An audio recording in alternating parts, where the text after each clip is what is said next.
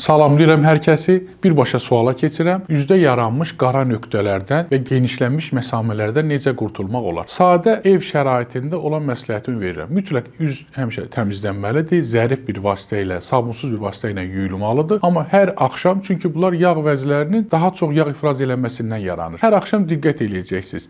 Nə edəcəksiniz? Birinci 2% salisil turşusu ilə üzünüzü yüngül silirsiniz, pambığa batırıb silirsiniz. Ondan sonra maskaları deyirəm. Adi apteklərdə satılan aktiv kömür deyirlər. Bunu hər kəs tanıyır. Çox zaman bunu həzm pozğunluğunda biz qəbul edirik. Həmin aktiv kömür bir tabletkanı 10 ml suda qarışdırırıq, həll edirik, üzümüzə çəkirik, 15 dəqiqə gözləyirik, yuyuruq. Sabahsı günü, yəni növbəli şəkildə 1 qaşıq bal, 1 qaşıq limon suyu, təzə limon suyu qarışdırırıq, üzümüzə çəkirik, 15 dəqiqə qalır təmizləyirik. Bax, bunu növbəliləsəz, birinci salisil turşusu ilə silmək, ikinci dediyim maskalar. Çox qısa müddətdə məsamələrin kiçildiyini və yağ komedonlarının itdiyini görəcəksiniz. Hər birinizə gözəllik, sağlıq arzulayıram.